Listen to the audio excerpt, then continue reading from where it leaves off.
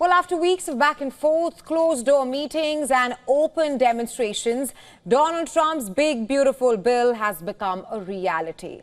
Both congressional chambers have narrowly voted in favor of the budget bill. The U.S. president hailed his big, beautiful bill's historic passage. Trump will be signing the bill later in the evening amid U.S. Independence Day celebrations.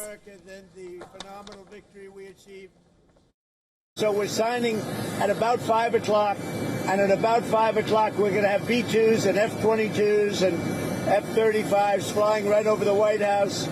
And the Speaker and I and John Thune, we're all there together with most Republican senators and congressmen and women, and it's going to be a great day. So we'll be signing with those beautiful planes flying right over our heads.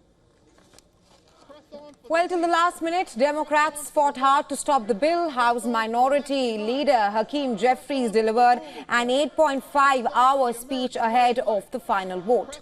But the Democrat leader was unable to convince Republican lawmakers against supporting Trump's proposed budget.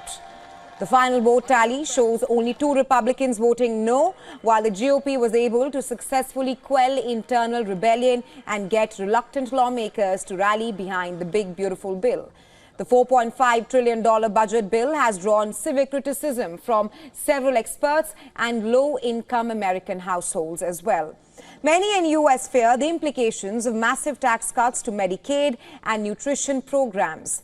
Those against the bill have also criticized tax cuts to America's rich and an expected $3.3 trillion increase to national debt.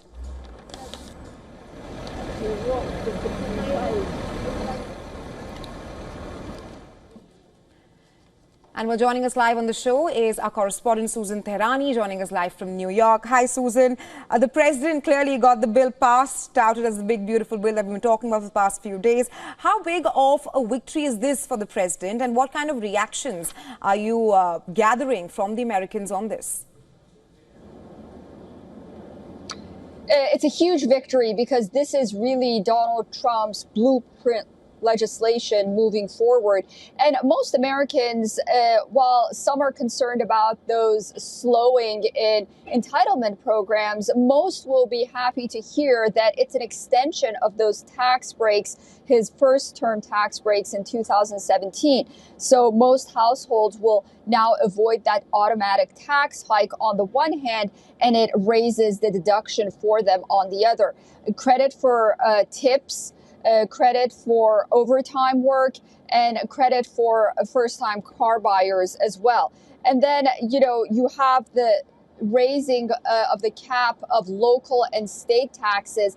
This will also help middle-class families because in high-tax states like New York and California, state and local taxes were sometimes even higher than the federal tax. But nonetheless, it's not a perfect bill. Over 10 years, it is expected to raise the deficit by $3.3 trillion.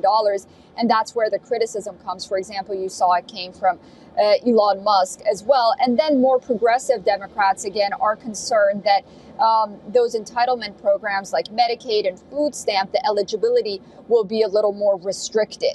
So this is where we stand right now. Mixed feelings, but nonetheless, more Americans are really breathing a sigh of relief on this 4th of July that their taxes aren't going to increase, because if this bill didn't go in effect, then the 2017 tax cuts would expire in 2026 and everyone's taxes would skyrocket. Right, Susan. Thanks for getting us the latest on the show.